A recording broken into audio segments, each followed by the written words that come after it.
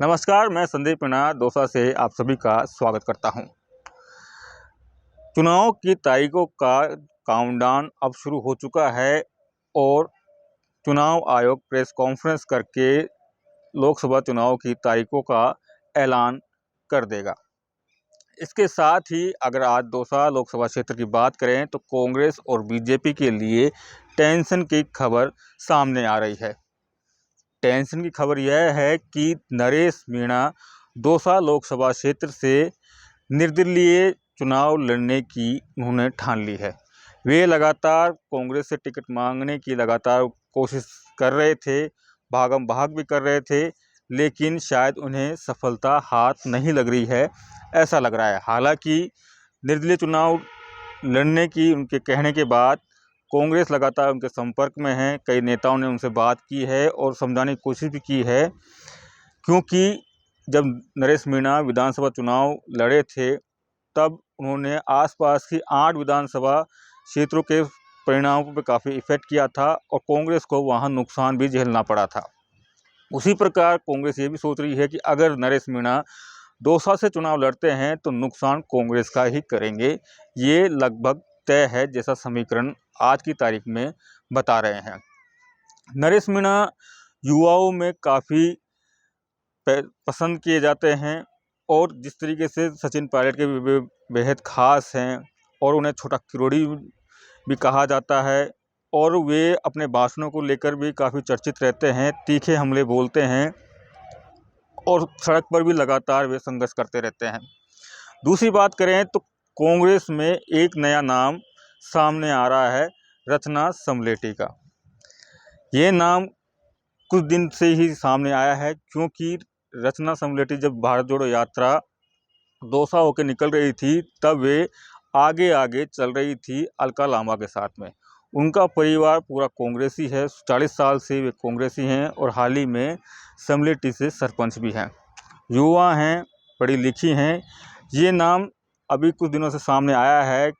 कुछ जानकार कहते हैं कि अगर मुरारीलाल मीणा या समीकरण बदलते हैं तो ये एक है नरेश के मीणा के बाद में रचना समलेटी। हालांकि राजनीति है, राजनीति का कोई नीति नहीं है, कब कहाँ बदल जाए कोई पता नहीं है। लेकिन समीकरण बात करें तो मुरारीलाल मीणा का जैसे नाम चल रहा है तो उनका थोड़ा बहुत हल्का सा विरोध भी देखने को मिल रहा है। लोग बाग चर्चाएं कर रहे हैं, थोड़ी सी विरोधाभास भी है। और दूसरी जगह बात करें बीजेपी की तो जगमोहन मीणा और अर्चना मीणा पर लगातार चर्चाएं जारी हैं। किसको टिकट मिलता है ये लिस्ट आने के बाद ही मोहर लग जाएगी नामों पर भी। लेकिन जिस तरीके से मुश्किल भरा जो ये चुनाव है, जैसे जैसे दिन पास में आ रहे हैं वैसे वैसे दौसा का जो राजनीतिक समीकरण है वो भी लगातार अब फंसता हुआ नजर आ रहा है।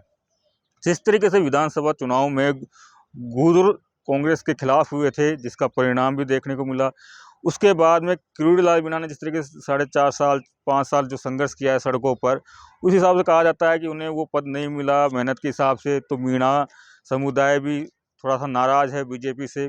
तो दोनों ही पार्टियों को बड़ी चुनौती है उनके ऊपर कि दोनों ही समाजों को अपने तरफ कैसा खींचा जाए।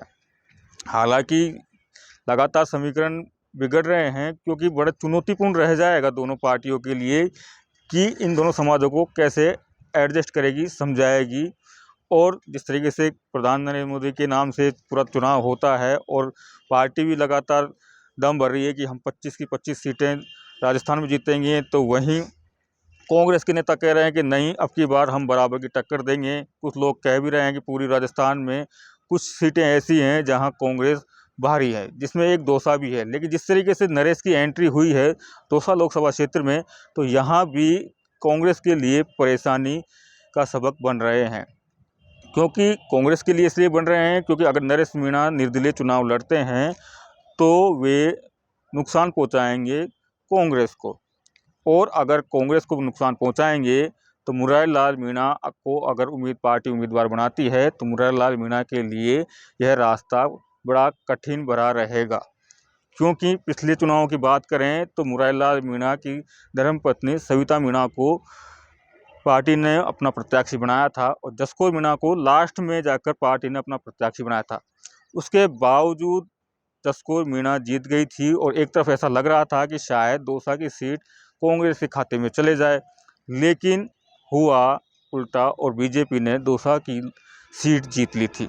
इसलिए जिस तरीके से सचिन पायलट और पायलट परिवार का जो गढ़ रहा है, तो कांग्रेस के लिए भी बड़ी चुनौती बन के सामने है कि लगातार कांग्रेस का गढ़ होने के बावजूद भी लगातार अब बीजेपी यहाँ से चुनाव जीत रही है। किरोड़ीलाल मीणा भी यहाँ से चुनाव जीत चुके हैं और जिस तरीके से कांग्रेस के हाथ से ये सीट निकली है, तो कांग्रेस भी चाहेगी कि ये सीट अब वापस कांग्रेस के खाते में आ जाए, लेकिन वहीं बीजेपी भी चाहेगी जिस तरीके से कांग्रेस से छीन कर ये सीट बीजेपी की तरफ लाए हैं, तो ये बीजेपी के हाथ में ही रहे।